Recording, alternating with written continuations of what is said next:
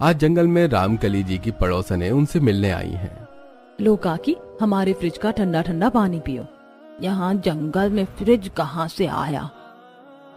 बहन, हमारे घर में fridge, washing machine, table, bathroom सब है जंगल में ही। हम तुम्हारी तरह अमीर नहीं है, लेकिन मेरी जुगाड़ू बहुओं के कारण सब पॉसिबल हो गया।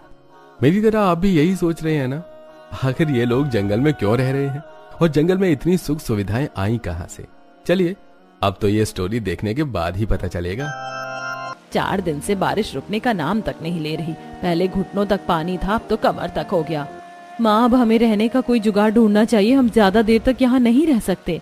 पापा, हमको बचाओ, हम डूब जाएंगे। पापा, हमें गोद में उठा लो, वरना हम डूब जाएंगे। अब गले तक पानी आ रहा है।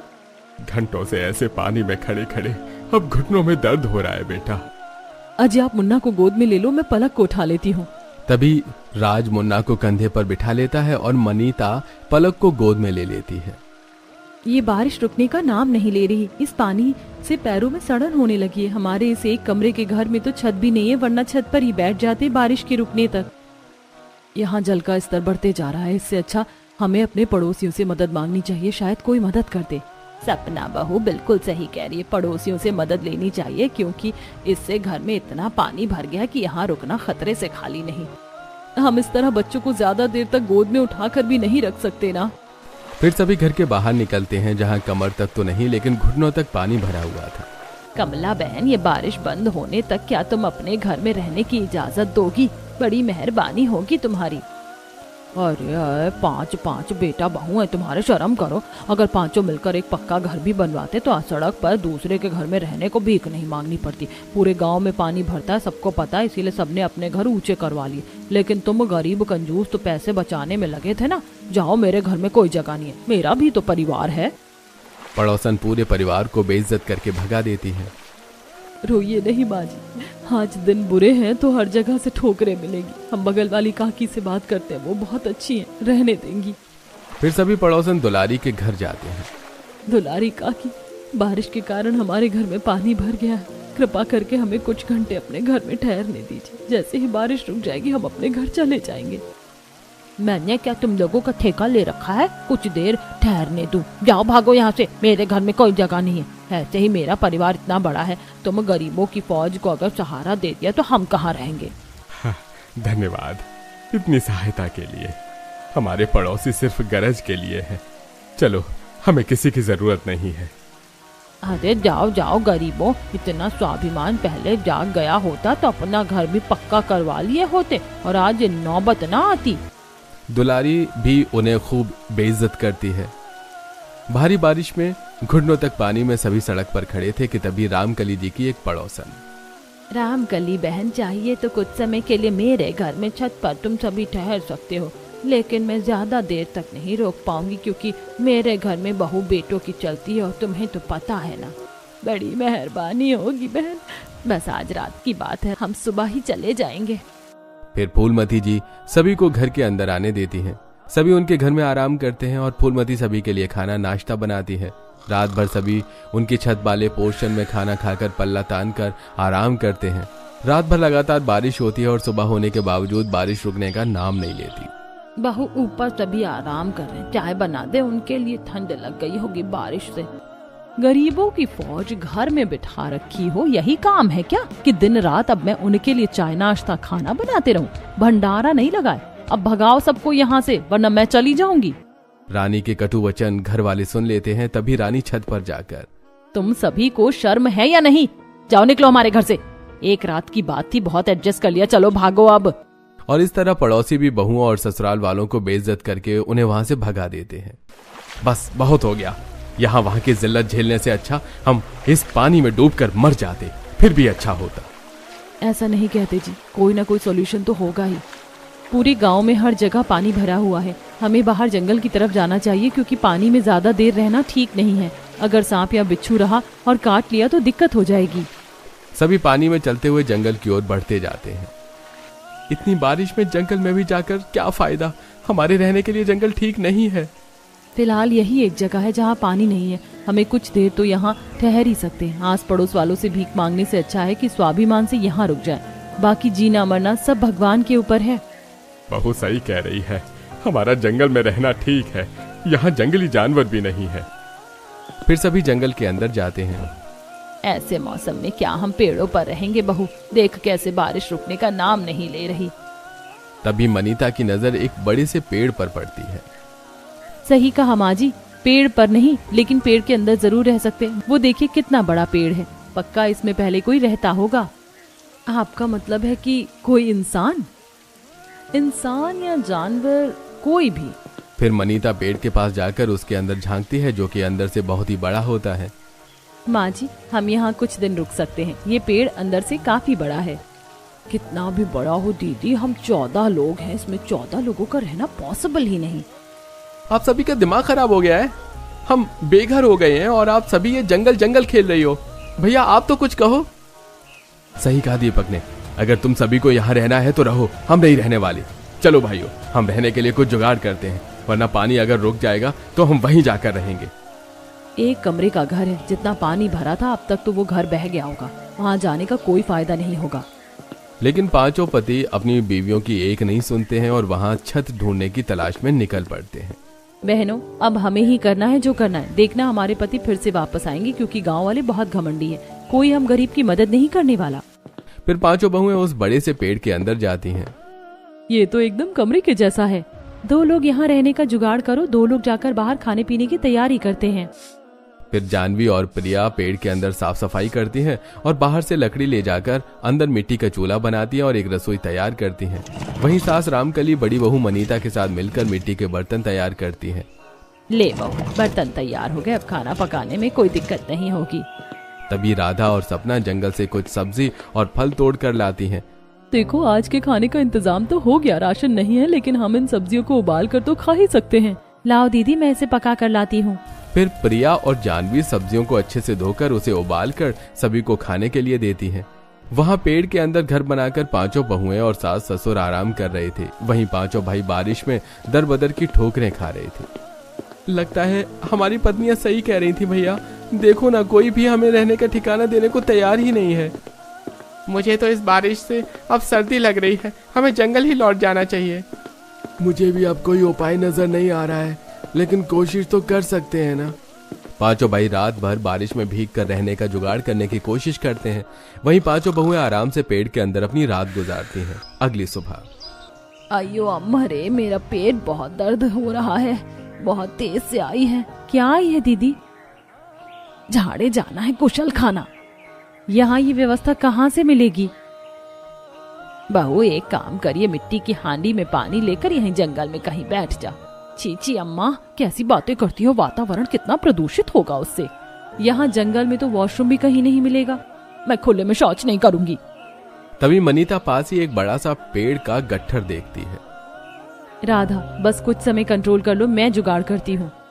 फिर मनीता पेड़ के गट्ठर को एक नुकीले पत्थर से खोदकर एक कमोड तैयार करती है। अब बस इसके चारों तरफ की दीवार तैयार करनी है। फिर चारों बहुएं जंगल से ढेर सारी बांस की लकड़ी काट कर लाती हैं और उससे जोड़कर टॉयलेट के आसपास की दीवारें तैयार करती हैं और अंदर लकड़ी की टॉयलेट की सीट बिठाती हैं। ये देखो, ये हो गया हमारा टॉयलेट तैयार। जाओ राधा, तुम हल्की हो लो। काफी राहत मिली दीदी हल्की होकर, अब आप सब भी जाकर फ्रेश हो जाओ। फिर एक एक करके सारी बहुएं और सास ससुर फ्रेश होकर आते हैं। एक बात जान लो बहनों, अगर यहाँ रहना है तो हमें बेसिक जुगाड़ तो करना ही होगा, और एक पेड़ के अंदर इस तरह रहना पॉसिबल नहीं है। सारी बहुएं मनीता की बातों पर हामी भरती हैं। वहीं सभी पांचों बहुओं के पति थके हारे बारिश में भीगे हुए वहां आते हैं। क्या हुआ, आप लोगों ने रहने का जुगाड़ कर लिया? हम लोग बहुत गलत थे, रात भर भटके हैं लेकिन कहीं रहने का ठिकाना नहीं मिला। इसीलिए कहती हूँ यहीं सब लोग रहो, मिलकर रहेंगे तो सब हो जाएगा। ये टॉयलेट किसने तैयार किया? हम पांचों बहुओं ने भैया। आप सभी फ्रेश हो जाओ, तब तक हम खाने पीने का इंतजाम करते हैं। पांचों भाई बारी बारी से पेड़ से बने टॉयलेट में फ्रेश होने के लिए चले जाते हैं। बाथरूम तो कर लिया, लेकिन 2 दिन से ढंग से नहाए नहीं बहू। अगर ऐसे ही नहाने का कोई जुगाड़ हो जाता तो मजा आ जाता। वैसे भी ऐसे खुले में नहाना अच्छा नहीं लगता, और बिना नहाए कितने ही दिन रहेंगे। मेरे पास एक जुगाड़ है, क्यों ना हम इस पेड़ में बाथरूम बनाएं। ये पेड़ काफी मोटा है, कोई तकलीफ भी नहीं होगी। हाजी, आप ना शावर और नल लेते आओ और एक लंबी पाइप भी लेते आना। हम पाइप डायरेक्ट नदी में डाल देंगे, वैसे भी नदी बगल में ही है। ठीक है।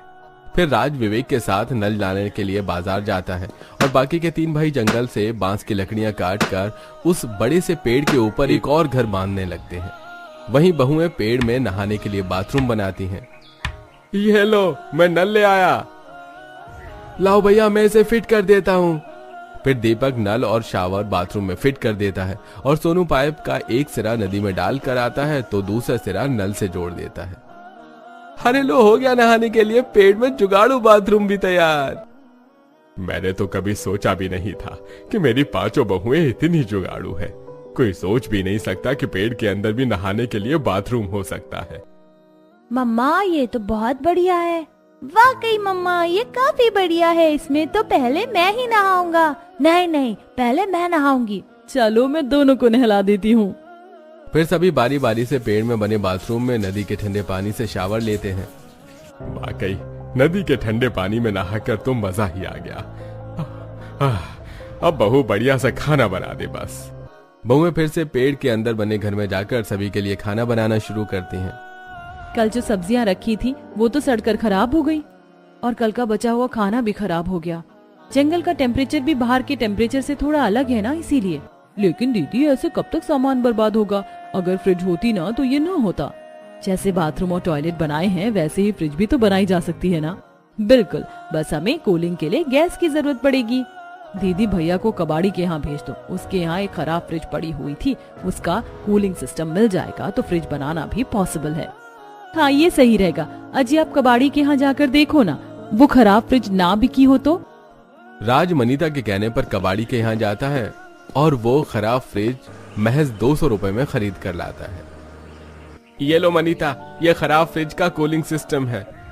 बस अब काम हो जाएगा। फिर 5 बहुएं मिलकर पेड़ के अंदर फ्रिज बनाती हैं और उस खराब फ्रिज का कूलिंग सिस्टम पेड़ में बनी फ्रिज में फिट करती हैं, जिससे वो फ्रिज चालू हो जाती है। अरे वाह बहू, ये तो तूने कमाल कर दिया। मेरी बहुएं तो काफी ज्यादा जुगाड़ू हैं। अब कोई भी सब्जी या खाना बर्बाद नहीं होगा। मम्मी ने तो जादू कर दिया, पेड़ में फ्रिज बना दी। मम्मी, इसमें बर्फ भी जमती है क्या? हाँ, जमती है ना। अरे वाह, फिर तो मजा आ जाएगा।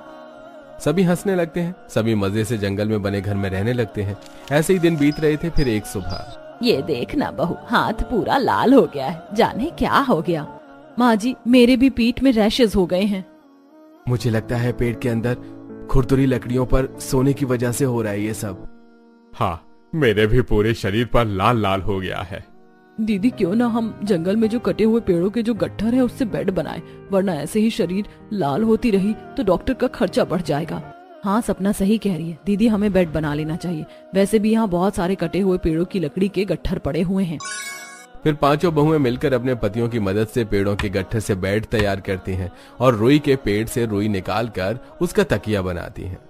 अरे वाह मेरी बहुओं, जियो, तुम लोगों ने तो कमाल कर दिया। अरे वाह मम्मी, ये तो काफी आरामदायक बेड है। हमारी जिंदगी तो गांव से अच्छी यही है। यहाँ सुकून भी है मम्मी, और लाइफ भी कितनी अच्छी हो गई है। मुन्ना सही कह रहा है, और गांव के घर में तो कभी हमें इतनी सुख सुविधा नहीं मिली जितनी यहाँ है। आप लोगों के जुगाड़ के कारण ही ये सब पॉसिबल हुआ। अब 5 बहुएं पेड़ से बने घर में खाना बनाती हैं और उनके पति जंगल में लकड़ियां काटते, जिससे उनका गुजारा होता। हमारी रोजमर्रा की जिंदगी तो अच्छी बीत रही है, लेकिन हमें कुछ ऐसा करना होगा जिससे हम कमाई भी कर सके, ताकि आगे चलकर एक अच्छा घर ले सके। आखिर कब तक हम यहाँ जंगल में लकड़ियों से बने घर और सामान के बीच रहेंगे? दीदी, इसके लिए तो मेरे पास एक आइडिया है। क्यों ना हम बाजार में लकड़ी से खिलौने बनाकर बेचें और लकड़ी से अलग अलग तरह की वस्तुएं। इससे हमारी कमाई भी शुरू हो जाएगी और हमारे पतियों की मदद भी। हाँ, जानवी का जुगाड़ तो काफी अच्छा है। अब 5 बहुएं सुबह जल्दी उठकर पहले अपना काम निपटाती और जैसे ही हर काम से फ्री होती तो खिलौने बनाने में लग जाती। 5 मिलकर ढेर सारे लकड़ी के खिलौने बनाकर उसे बाजार में बेचकर आती, जिससे उन्हें अच्छे पैसे भी मिल जाते। ऐसे ही एक दिन जब बहुएं बाजार में खिलौने बेचकर वापस घर जा रही होती हैं, तभी अरे राम कली की बहुओं, तुम यहाँ खिलौने बेच रही हो? लगता है तुम्हारी हालत अभी भी खराब है। बताओ, कौन से सिग्नल पर मांगने का काम शुरू किया है?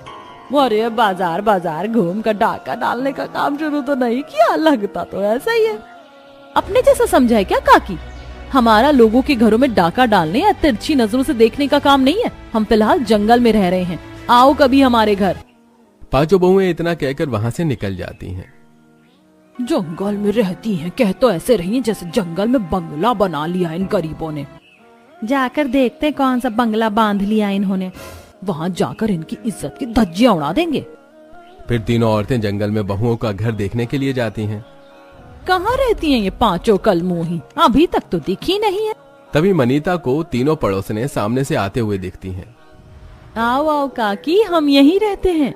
हमारे पेड़ घर के अंदर चलो काकी, हम आपके लिए खाने पीने की व्यवस्था करते हैं।